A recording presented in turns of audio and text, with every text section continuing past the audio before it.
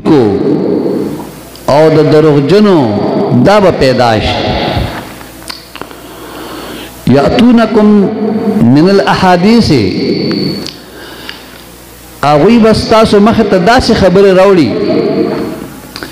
بما لم تسمعوا انتم ولا آباؤکم چاغه بن تاسو اوریدلی یو نه بستاسو پلارانو نیکونو چرتا اوریدلی فإياكم وإياهم محبوب علیہ السلام فرمائی دا داس خلقو نخپل زانونا بچ کئی او اغی خپل زان تا منز دی کوئی لا یدلونکم دی دا پارا چی چرتا تاسو گمرانک ولا یفتنونکم او چرتا پا فتنک مواقینک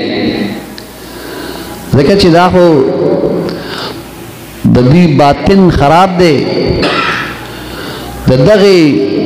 خراب باطن د خلق سره چې څوک کینی نو د حدیث مبارک مصداق دی چې نبی علیہ الصلوۃ والسلام مبارک فرمایي چې وان لكل مجلس تاثیر په هر یو مجلس کې خپل اثر وي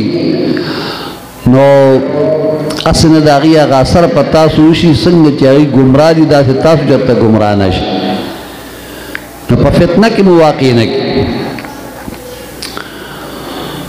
عمدہ شیخ عبدالحق محدث دہلوی رحمت اللہ تعالی علیہ دی حدیث مبارک پر ترجمہ کے پاشیت اللمعات کتاب الایمان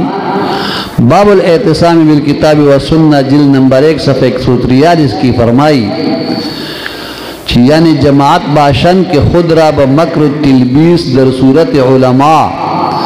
و مشایخ و صلحاء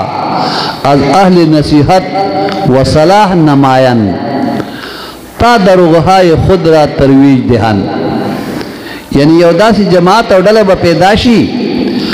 چې په مکارۍ او په فریب سره به علما مشایخ او صلحا د ځان نه جوړ کړي کله به ځان ته نسبت د علماو کله به ځان ته نسبت د مشایخو کوي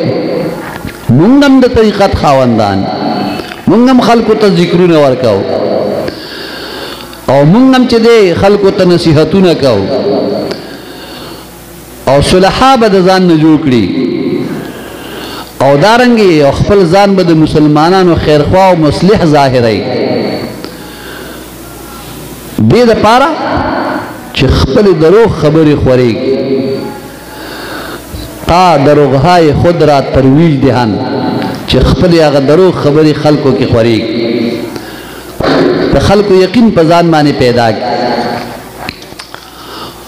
مردم را بمذهب یا ظلم و آراء فاسدہ بخوانن او خلق لره د خپل باطل و عقیدو باطل و فاسد و خیالات و طرف تراغب و متوجی دا دغه حدیث په ضمن کې شیخ عبدالحق محدث دہلوی رحمت اللہ تعالی علیہ دا وضاحت کړي چې دا چې خلق به پیدا شي چې هغه به صحیح خلق نور باطن به خرابي د دغه لارې د حقیقت نه به خبر نه وي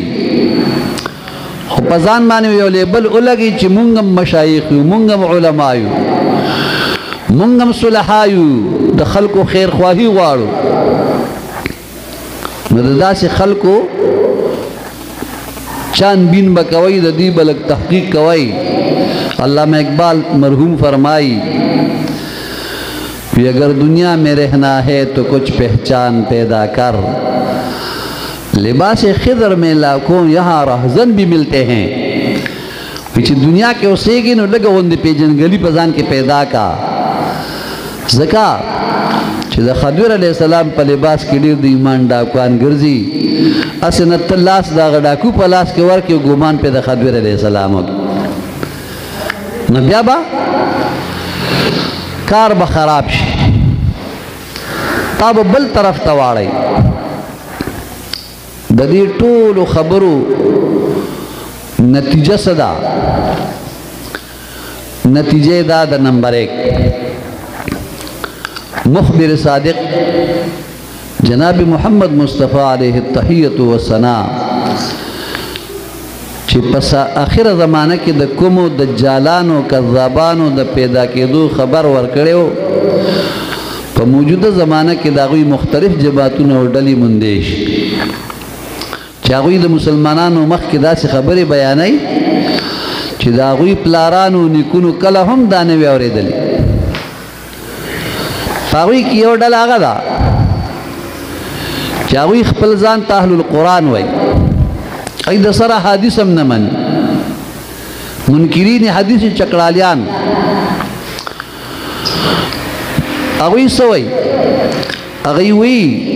حضور صلی الله علیه وسلم مبارک نعوذ بالله صرف یو الچیو، یو قاصد وراغه او بس لاړو، او کلم کل دا حدیث نبوی صلی الله علیه وسلم نے انکار کئی، بلکہ دا حضور صلی اللہ علیہ وآلہ وسلم دا اطاعت نہ هم منکر دی. دا خبری دی چې دا د دوی یا زمون پلارانو نیکونو کله هم نه وي اورېدلې، بلکې مونږ ته خو الله تعالی جل جلاله دا حکم کړی دی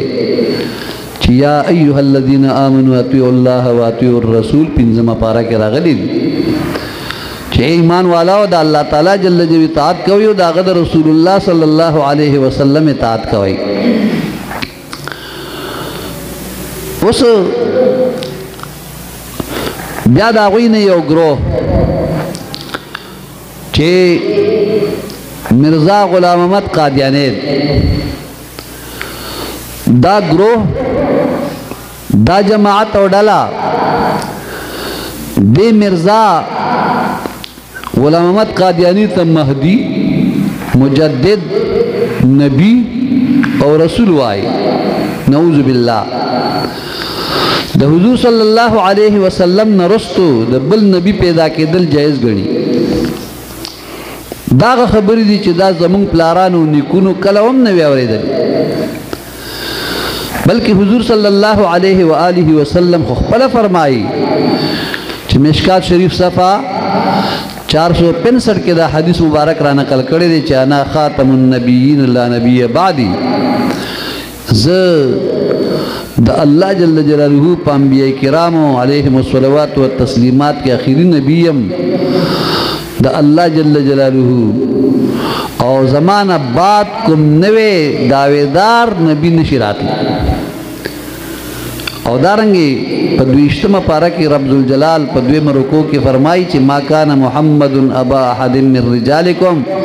ولیکن رسول اللہ و خاتم النبیین. دا نسی قطعی دا قرآن عظیم الشان نم ثابت چی محمد صلی اللہ علیہ وسلم پتاسو سڑو کی دا یو قسم پلار ندے، لیکن دا اللہ تعالی رسول صلی اللہ علیہ وسلم او خاتم النبیین صلی اللہ علیہ وسلم نے. گورا دا صریح آیاتونو او دا صریح حدیثو نے انکار، او چې دې طرف ته وګورئ دا دنیا پرست خلق، دا په دنیا پسې مړه خلق چې د هغوی مقصود بالذات صرف دنیا پیدا کول، او هغوی د خپل نفس نه ډېر مجبور دي. نو دغه د دنیا په خاطر باندې د مرزا غلام احمد قادیانی څومره متبعین سره د دومره ښکاره خبرم د هغه یعنی مرسته کوي او هغه پسې روان، حالان کې دغه حالات امت مسلمه ته معلوم شوي چې حضرت پیر مهر علی شاه ګولوی رحمت الله تعالی علیه چې هغه وخت کې د انګریزانو دور او هغه مبارک ور سره مناظره کړې وه، او په دغه وخت کې چې په عدالت کې ناست او کلا مرزا غلام احمد قادیانی راوست مخامخی پیر مهر علی شاه رحمت الله تعالی علیه تکینو، نو د مبارک ورته وفرمایل چې خدا راته وایي چې ته د نبوت دعوه کې، ته وایې زه نبی یم، زه رسول یم، نو ما سره چې مناظره کې نو ته به تحریري مناظره کې که تقریري؟ نو دو ورته زه به تحریري کوم. نو هغه مبارک مسکی شو، ورته ویې د دې نه معلومي ته د الله نبي نه یې، دروغجنې کاذبې. ځکه چې یو زمانہ کې داسې وخت نه دی راغلی چې کوم یو نبی د چا سره تحریری مناظره کوي پیغمبر تقریری مناظره کوي ځکه هغه ته الله علوم معارف هر څه ورکړي وي کنه